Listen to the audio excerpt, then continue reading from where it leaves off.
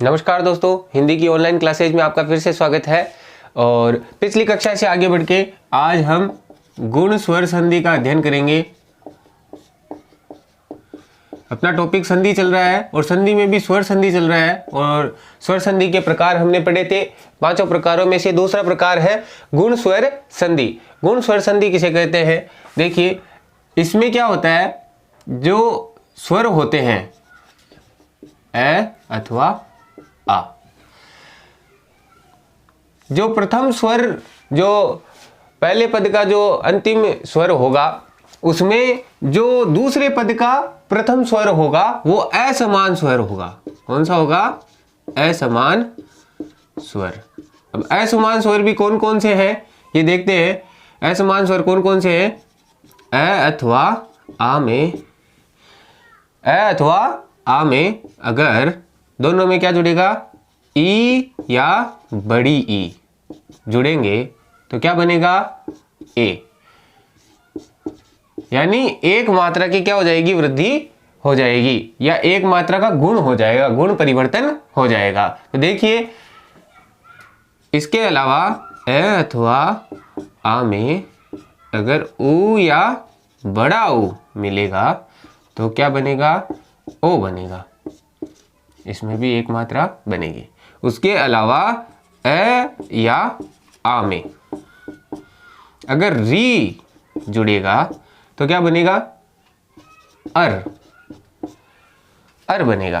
तो देखिए, ये इस गुण स्वर संधि के नियम है 1, 2 और 3। 1, 2, 3, ये तीनों नियम आपको याद रखने हैं। इसके अलावा एक छोटी सी चीज है जो आपको पता होनी चाहिए। जैसे इसमें मैंने कहा कि ए अथवा आ में री मिलेगा तो क्या बनेगा?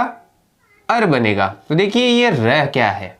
पहली बात तो मैंने आपको बताई होगी जब अपन ने स्वर पढ़े थे उस समय, कि अगर री में अगर अ मिलता है तो क्या बनता है? र बनता है। ये कैसे? ये हमने जब अंतस्थ व्यंजन पढ़े थे, अंतस्थ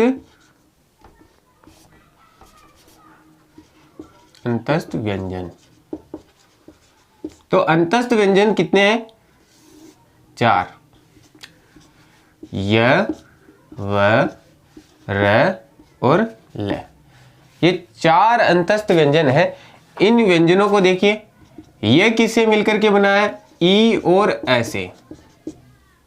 अब देखिए कैसे, अगर हम ये आधा ये उसमें ए मिलाया तो पूरा क्या बन गया? ये बन गया।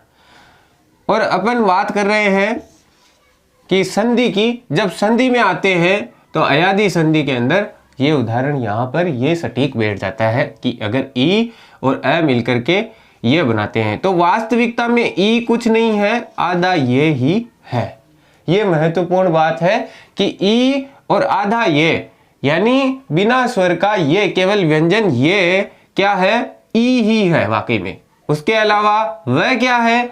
वह देखिए, जैसे वह इस प्रकार बनता है, वह वास्तविकता में कुछ ही नहीं है। ऊ में अ मिलाते हैं तो वह बनता है। इनका उच्चारण करके भी अपन देख लेते हैं। य, इसको भी अपन पढ़ेंगे तो ये पढ़ेंगे, उसको अपन पढ़ेंगे तो वह, और इसको अपन पढ़ेंगे वह। तो ये भी वास्तविकता में क्या है? वह ही है। तो ऊ वास्तविकता में और कुछ नहीं है, व्यंजन वह है। उसके अलावा री, ये र, तो री में अगर अ मिलता है तो क्या बनता है? र बनता है। तो र को ऐसे पढ़ लो चाहे इसे ये पढ़ लो। री वास्तविकता में और कुछ नहीं है, र ही है। और देखिए ल कैसे बना? री में अगर अ जुड़ा तो ल बना। तो ल आधा मान लो, या तो व्यंजन ल मान लो या री मान लो, एक ही बात है। ये दोनों मिलकर के क्या बनाते हैं? ल बनाते हैं। तो यहां पर यही तो चीज प्रकट हो रही है कि इसको चाहे से पूरा र कह दो या आधा र कह दो, बात एक ही है। तो अपन इन जो अपन ने नियम लिखे हैं इनके उदाहरणों की ओर चलते हैं। तो अब देखिए, पहले दीर्घ स्वर संधि में अपन ने समान स्वर पढ़े थे। अब असमान स्वर चलेंगे। तो असमान स्वरों में मैंने अभी बताया कि पहला क्या है, अगर अ में ई मिलेगा तो क्या बनेगा, ए बनेगा। और ए कौन सा है, ध्यान रखना, एक मात्रा वाला है। कुछ बच्चे ध्यान देते नहीं है और वो इसको एक मात्रा मान लेते हैं, फिर कहते हैं कि इसकी एक मात्रा कहाँ है, जबकि इसकी वाकई में दो मात्रा है और इसकी ऑलरेडी एक मात्रा ही बनती है। और इसकी देखो ये खुद तो एक मात्रा है ही, इसके ऊपर जो एक मात्रा लगी हुई वह डबल मात्रा होगी। तो ये ध्यान देने की बात है कि ये एक मात्रा ही है। अब देखते इसके उदाहरण लेते हैं। देव इंद्र,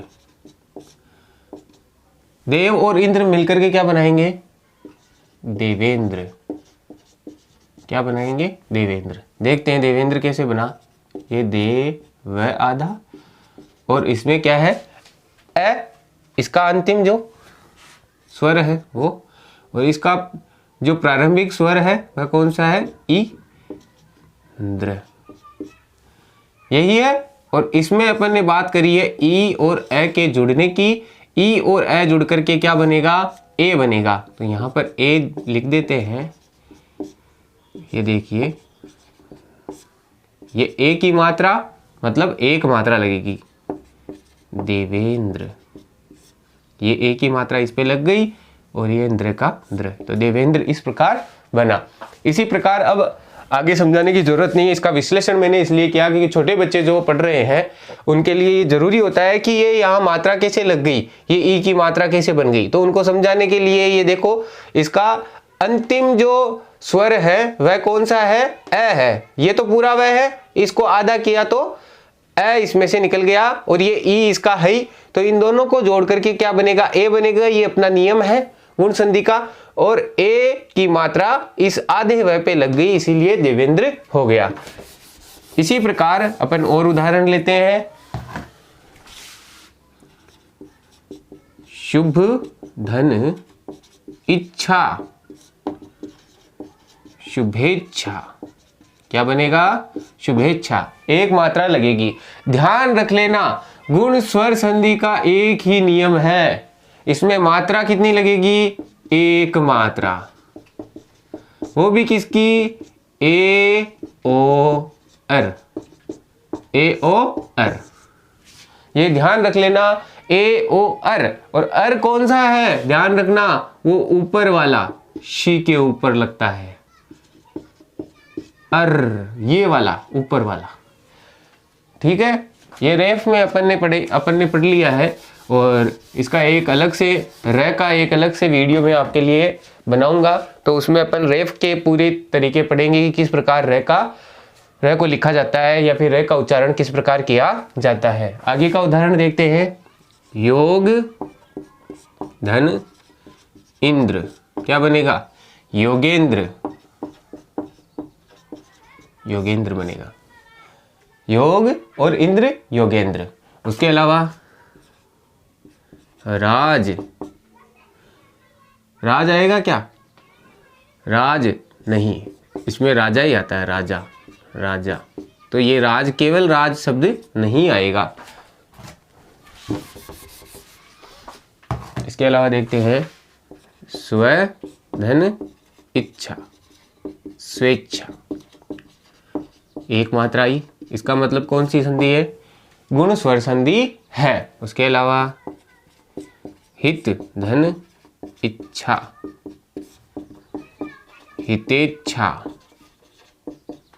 हित की इच्छा रखना हितेच्छा। और देखिए न धन इति, न धन इति।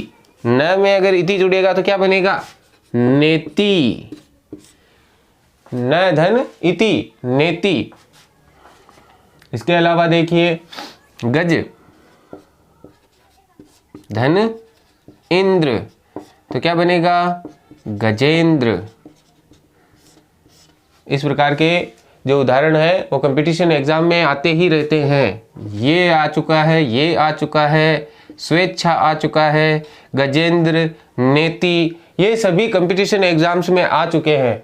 तो ध्यान देना, उदाहरण अपन वही पढ़ रहे हैं जो कंपटीशन एग्जाम्स में आते हैं। इसके अलावा अंत्य, धन इष्टि क्या कहलाती है? अंत्येष्टि। अंत्येष्टि अंतिम समय पे जो क्रियाएं की जाती है मृत्यु के बाद में, वो क्या कहलाती है? अंत्येष्टि कहलाती है। धन इशिति, इशिति भेजने वाला, प्रेषिति, प्रेषिति भेजने वाला क्या? प्राप्त करने वाला।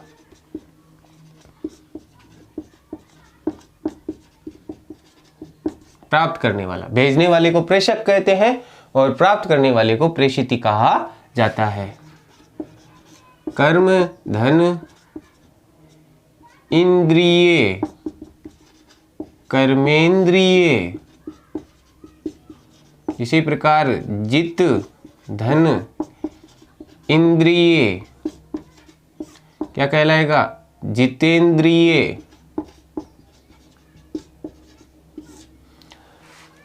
और देखते हैं विवाह धन इतर क्या कहलाएगा या क्या बनेगा? विवाहेतर, विवाहेतर। संधि यहां पर हो रही है, जहां पर एक ही मात्रा है वहीं पर क्या है? गुण स्वर संधि है। इसके अलावा देखिए जैसे साहित्य धन इतर, साहित्येतर। अब कई बार कंफ्यूज होकर के अपन ऐसा समझ लेते हैं कि ये शब्द ही गलत है, पर वाकई में एकदम सही शब्द है। साहित्य के इतर, इतर का मतलब अलावा, साहित्य के अलावा, विवाह के अलावा जो गतिविधियां की जाती है, विवाहेतर गतिविधियां या विवाहेतर रीति रिवाज। ठीक है। अब इसके आगे का एक और जो उदाहरण है वो अपन लेते हैं। इसके आगे का जो नियम है, यही पहला ही नियम चल रहा है। पहले नियम का ही जो दूसरा तरीका है वो देखते हैं अपन। पहला ही नियम चल रहा है और उसका क्या है? ए में अगर ई जुड़ेगा तो क्या बनेगा? ए बनेगा। ये देखो, ये पूरा नियम क्या है? ए या आ में ई या बड़ी ई मिलेगी तो ए बनेगा। ध्यान रखने की बात है। ये नियम अपना चल रहा है, तो इसका अपन जो दूसरा पार्ट है वो देख रहे हैं। एक एक करके अपन देखते हैं, एक एक के उदाहरण देख लेते हैं। देखिए योग, इसमें ईश जुड़ा तो क्या बनेगा? योगेश, योगेश बनेगा, योगेश बनेगा। तो योगेश में कौन सी संधि है? गुण स्वर संधि है। नरेश, नर में अगर ईश जुड़ेगा, नरेश, नर में ईश जुड़ा तो नरेश। गणेश, गण में अगर ईश जुड़ा, गणेश। ध्यान रख लो, ईश, ईश्वर, इंद्र अगर ये लास्ट में आते हैं, गणेश, रमेश, राजेंद्र, महेंद्र, तो ये सभी गुण स्वर संधि के ही उदाहरण है। इस बात का ध्यान रख लेना कि संधि कौन सी है, उसमें गुण स्वर संधि ही आएगी। परमेश्वर, परम धन ईश्वर, परमेश्वर, परमेश्वर बन जाएगा। परम धन ईश्वर। अप धन ईक्षा क्या बनेगा? अपेक्षा। अप धन ईक्षा, अपेक्षा। प्रधन ईक्षक, प्रेक्षक, प्रेक्षक। ऋषिक धन ईश क्या बनेगा? ऋषिकेश, ऋषिकेश। ऋषिकेश विष्णु को कहा जाता है, ऋषिकेश। उसके अलावा अंक धन ईक्षण क्या कहलाएगा? अंकेक्षण क्या कहलाएगा? अंकेक्षण कहलाएगा। देखिए गुण स्वर संधि के उदाहरण है, उसमें भी ए अगर बड़ी ई मिलेगी तो क्या बनेगा? ए बनेगा। तो उसके उदाहरण है। उसके आगे लेते हैं अपन, इसी का ही अगला पार्ट है, इसी का ही अगला ले लेते हैं। आ में अगर छोटी ई मिलेगी तो, आ में अगर ए में ई और बड़ी ई तो देख ली। अब आ की शुरुआत करते हैं। आ में अगर छोटी ई मिलेगी तो इसके उदाहरण लेते हैं। देखिए राजा, राजा में अभी अपन ने देखा था, राजा में अगर इंद्र जुड़ेगा तो क्या बनेगा? राजेंद्र। क्या बनेगा? राजेंद्र। महा धन इंद्र क्या बनेगा? महेंद्र। महेंद्र। राजेंद्र महेंद्र सभी वीडियो देख रहे होंगे, देख लो अपने नामों के देख लो संधि विच्छेद। राजेंद्र, महेंद्र, यथा, यथा, यथा धन इष्ट, यथेष्ट क्या बनेगा? यथेष्ट। यथा धन इष्ट, यथेष्ट। यथा धन इच्छा क्या बनेगा? यथेच्छा। क्या बनेगा? यथेच्छा। उसके अलावा सुधा में अगर इंदु जुड़ा तो क्या बनेगा? सुधेंदु। सुधेंदु। इंदु का मतलब क्या होता है? इंदु का मतलब क्या होता है? चंद्रमा। और सुधा का मतलब अमृत। तो क्या बना? सुधेंदु। ठीक है। अब आगे लेते हैं, इसका जो अंतिम है वो बड़ी ई। आ में अगर बड़ी ई बनेगा तो क्या बनेगा? ये अपन देखते हैं। देखिए रमा, रमा में अगर ईश जुड़ा, देखो क्या बना? रमेश। क्या बना? रमेश। रमा में अगर ईश जुड़ा तो क्या बना? रमेश बना। अब देखिए राजा, अगर राजा में अगर ईश जुड़ा तो क्या बना? राजेश। क्या बना? राजेश। रमा, रमा में अगर ई जुड़ा, आ में अगर ई जुड़ा तो क्या बना? रमेश। राजा में अगर ई जुड़ा तो क्या बना? राजेश। राजेश। उसके अलावा देखिए और उदाहरण देखते हैं अपन। महा, अगर महा में अगर ईश्वर जुड़ा, क्या? केवल ईश ले लो, सामान्य सा शब्द है। महेश। क्या बनेगा? महेश। उसके अलावा महा में अगर ईश्वर जुड़ा तो क्या बनेगा? महेश्वर। क्या बनेगा? महेश्वर बनेगा। तो इस प्रकार ये एक और देख लेते हैं जो आया हुआ है। राका धन ईश। राका यानी चांदनी, चांदनी रात को क्या कहते हैं? राका कहते हैं। राका धन ईश क्या बनेगा? राकेश। क्या बनेगा? राकेश। राकेश किसको कहते हैं? चंद्रमा को राकेश कहा जाता है। ये हो गया अपना पहला नियम। आ में यानी ए या आ में अगर ई या बड़ी ई मिलती है तो क्या बनता है? ए बनता है। ये महत्वपूर्ण बात है, ध्यान रख लेना कि मात्रा कौन सी लगेगी? एक ही लगेगी। अब देखते हैं अगला नियम।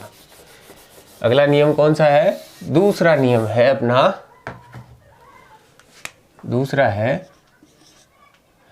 ए अथवा आ में ऊ या बड़ा ऊ मिलता है तो क्या बनता है? ओ बनता है। मात्रा कितनी है?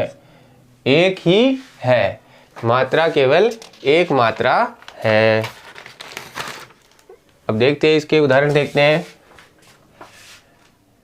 इसका पहला उदाहरण है ए में अगर एक ही ले लेते हैं, ए में अगर ऊ जोड़ेंगे तो ओ बनेगा। इसको अपन देख करके देखते हैं। पहला ही उदाहरण हुआ है जो एग्जाम्स में आया हुआ है, सधन उक्ति सोक्ति। पहला ही उदाहरण आया हुआ है। शीत, ये भी आया हुआ है, शीत धन उष्ण, शीत धन उष्ण। शीत धन उष्ण क्या बनेगा? शीतोष्ण। शीतोष्ण कटिबंधीय क्षेत्र आपने देखा होगा, तो उसी से देखो शब्द है, वहां पे शब्द आता है शीत और उष्ण, यानी सर्दी और उष्ण यानी गर्मी।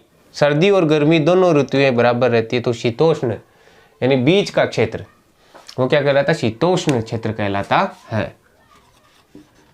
अंत्य धन उदय। अंत्य में अगर उदय जुड़ेगा तो क्या बनेगा?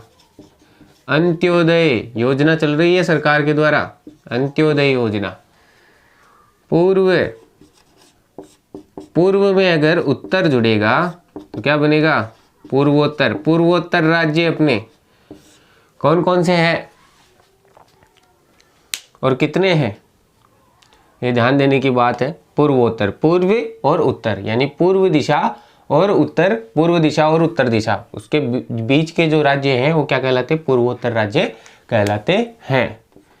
सह धन उदर। सह में उदर जुड़ा, सहोदर यानी पेट में एक साथ एक ही पेट के सहोदर कहलाते हैं, सगे भाई, सगा भाई कहते हैं ना, सहोदर कहा जाता है। ठीक है। लोकोक्ति, तो लोक धन उक्ति क्या कहलाती है? लोकोक्ति, लोकोक्ति कहलाती है। लोक धन उक्ति। एक और ले लेते हैं, दीप धन उत्सव। दीप उत्सव क्या कहलाता है? दीपोत्सव।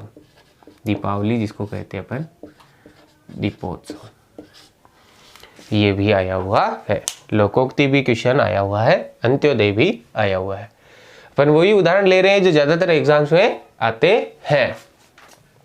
इसके आगे देखते हैं, एक और चेंज करके देख लेते हैं। आ को ए की जगह आ करके देख लेते हैं। आ किया, आ में अगर उ जुड़ेगा तो क्या बनेगा? ओ बनेगा। देखिए यथा, यथा आ की मात्रा है, यथा में अगर उचित जुड़ा तो क्या बनेगा? यथोचित। यथोचित। यथा में अगर उचित जुड़ा तो क्या बनेगा? यथोचित। महा, महाधन उदय। देखो जो हम एग्जाम जो हम एप्लीकेशन वगैरह लिखते रहते हैं या प्रार्थना पत्र वगैरह लिखते रहते हैं, तो उनमें हम ये शब्द ज्यादातर काम में लेते हैं। आता ही आता है महोदय। तो महोदय शब्द किन किन से जुड़ करके बना है? महा और उदय। ये इसके जो मूल शब्द है वो यही है। महा प्लस उत्सव, महोत्सव।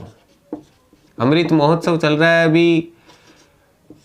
आप सभी अमृत महोत्सव नामक कंपटीशन में हिस्सा ले सकते हो। अमृत महोत्सव, अमृत महोत्सव केंद्र सरकार की एक बहुआयामी योजना है, जिसके द्वारा जो अपने देश में या विदेश में बैठे अपने देश के प्रति जो लगाव रखते हैं उनसे संबंधित ये प्रतियोगिता है। और उनके अंदर जो टैलेंट है उस टैलेंट को बाहर प्रकाशित करवाने की है कि भाई आप अपने देश के प्रति कितना प्रेम व्यक्त करते हो। तो उसमें रंगोली प्रतियोगिता, चार्ट प्रतियोगिता, चित्र प्रतियोगिता, उसके अलावा देशभक्ति गीत प्रतियोगिता, ये बहुत सारी प्रतियोगिताएं चल रही है, तो उसके अंदर आप भाग ले सकते हो। तो महोत्सव का देखो इस प्रकार है।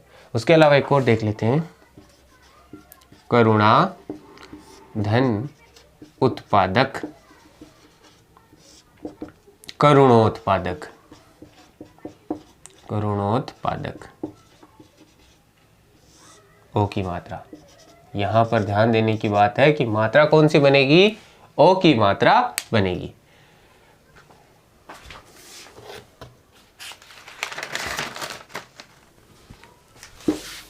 अगला नियम देखते हैं, इसी का ही देखते हैं अपन। अ में अगर उ जुड़ता है तो बड़ा उ, वो देख लेते हैं। अगर अ में बड़ा उ जुड़ेगा तो क्या बनेगा, ओ बनेगा। इसके उदाहरण देखते हैं। जल, जल में अगर ऊर्मी जुड़ा तो क्या बना, जलोर्मी।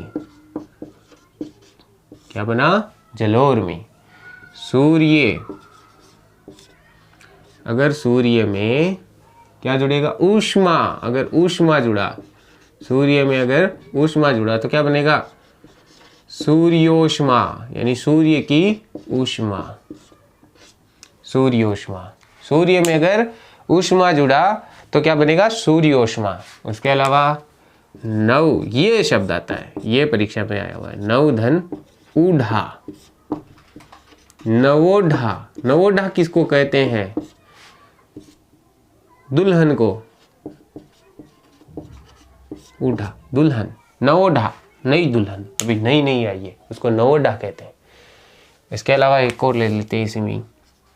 अगर आ में अगर बड़ा ऊ जुड़ेगा तो क्या बनेगा, ओ बनेगा।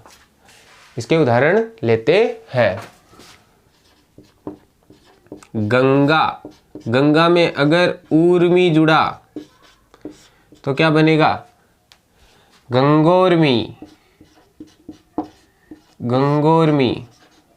देखो इसमें इधर की मात्राओं का कोई फर्क नहीं पड़ रहा, चाहे से इसमें आ है या बड़ा ऊ है या आ है या छोटा ऊ है, बनेगा तो केवल ओ ही बनेगा।